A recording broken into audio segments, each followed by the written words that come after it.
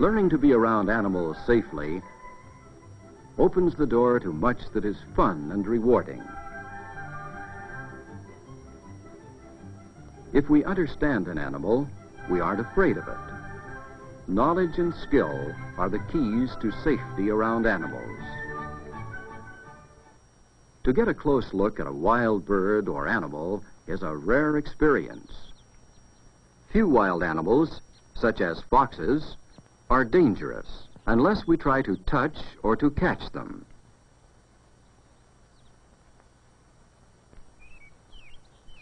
Only occasional wild animals will try to hurt anyone if not cornered.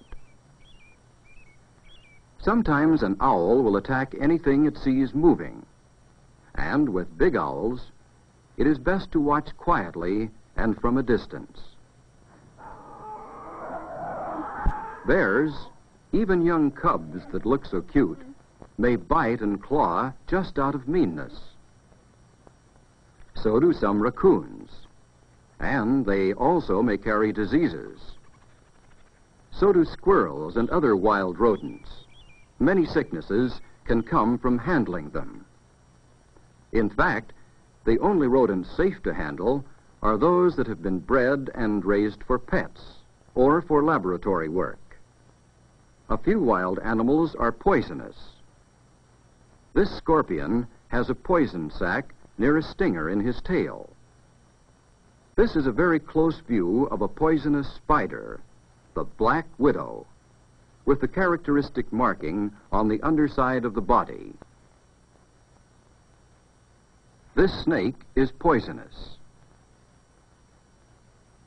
4 types of poisonous snakes are found in North America. And this is a poisonous lizard, a Gila monster. Yet, if you know them, most kinds of wild lizards are safe to handle and make into pets. Experts say reptiles are the only wild animals you can take young and raise and keep safely. Reptiles are not often disease carriers, and they don't turn mean suddenly when they mature, as most wild mammals do. Some snakes are safe to handle and make into pets, if you know how to approach them, how to pick them up, and how to hold them. With these few exceptions, wild animals are best enjoyed by watching, not handling. Just as with wild animals, when around strange domestic animals, it is wise to watch from a safe distance. Most accidents happen when you startle or try to handle animals you don't know. Horses can be dangerous. They can step on you, or bite you, or kick you. Yet, those who know how to handle horses can be around these big animals without being hurt. For those who don't know how to handle them, it is best to be cautious. This horse is gentle and accustomed to children, but for some reason, he doesn't like this boy's petting. Watch how he tries to get the boy to stop. The boy doesn't understand what the horse is trying to do.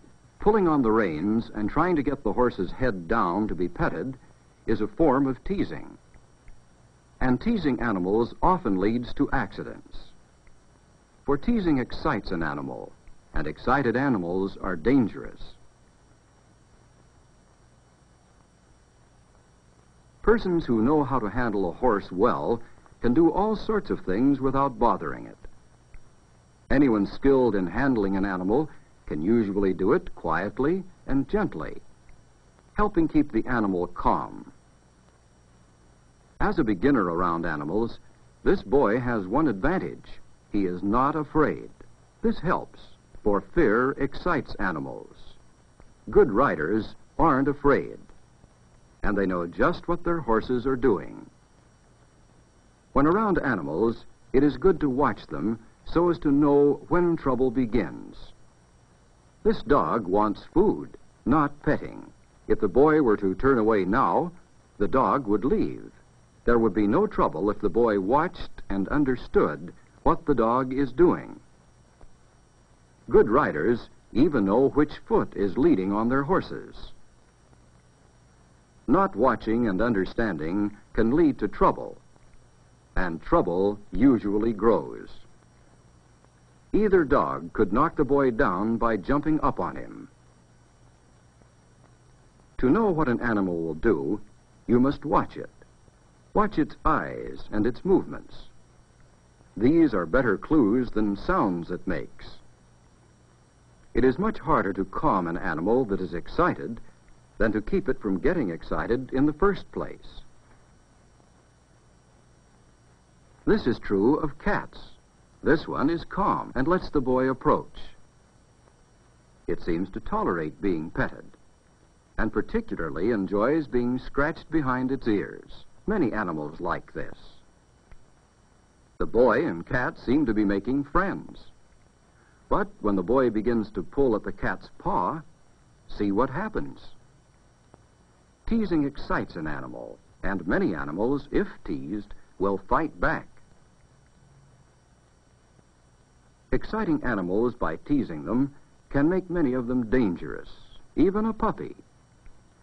When this boy tries to hold the puppy and grabs its skin, the puppy begins to get excited. It becomes angry and fights back. Once angry, the puppy strikes out even at the girl who hasn't teased it, as if to say, "Don't you bother me too." When the boy slaps the puppy, it turns on him again. Without meaning to, the boy has started a big fight with the puppy. Once an animal is excited, it's hard to manage. Teasing animals almost always makes them excited and angry, and a large, excited animal is not safe to be near. Yes, even an excited puppy can be dangerous. To know what you can do with animals, you need to think about them. You need to watch them and understand why they do what they do. This pony and her colt are very active. Why? The pony is nervous, trying to protect her colt. Most animal mothers are easily excited. To try to get close to her, you must be very quiet. Make no sudden movements. And try to get the pony to understand you won't harm her or her baby. Slowly, as she becomes less and less afraid, she lets the boy come very close. This is a good beginning in learning to handle animals. Handling strange dogs is much the same. Don't approach the dog. Wait. Soon, if the dog comes near, he will feel at ease with you and let you pet him. Let animals make friends with you is a good rule. Parrots and similar birds are beautiful, and they can be taught many things. But their beaks are too strong, their claws too powerful, and their moods too unpredictable to be handled by children. Their owners can usually tell the mood the bird is in and know what can be done safely. But for most of us, birds, such as parrots, should be enjoyed much as wild animals are, by watching them rather than handling them. To handle animals that have been trained, most of us must be taught. This pony can be ridden, but the boy doesn't know the commands nor the pony's habits, and the pony doesn't want to let him get in the saddle. Unless you know what the animal expects, few trained animals will work for you at all. This boy is even going to try to get on from the wrong side. And this will make many ponies and horses buck. To learn even simple things about working a trained animal, most persons must be taught. You must learn what each horse is accustomed to, how it likes to be held and touched. Gradually, as the horse comes to know you, how your hands feel, how you move, it feels at ease with you around. It may even let you touch its legs or feet without being bothered. And as a horse comes to like a person, even a young child can be taught to ride. The horse will follow the commands of the boy because the boy has been taught how to use the reins. He is also learning to ride safely, being taught to sit in the saddle and hold with his knees and to keep alert and watch where the horse is going so as not to be hit by branches. Most of this the boy has to be taught. As he learns it, he is finding some of the fun of being able to handle a big animal safely and well.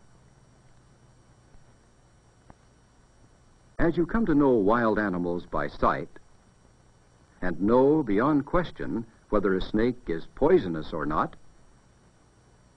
and are sure how to handle the few wild animals it is safe to handle, and feel content to enjoy the others by watching them, if only in a zoo, if you know which domestic animals you should not try to handle, and as you learn to let strange animals make friends with you, you come to respect animals, and at the same time to feel a strong bond with them. You aren't afraid, for you understand them, and if you have been taught to handle a trained animal, he will understand you and may follow your commands. This is fun and exciting. To be safe around animals is to know them, to judge what you can do with them, and to be skillful in doing it. Having a big dog willing to take your commands is one good test of your skill with animals. And of course, a companion such as this dog can help you in many ways. He can even protect you, can't he?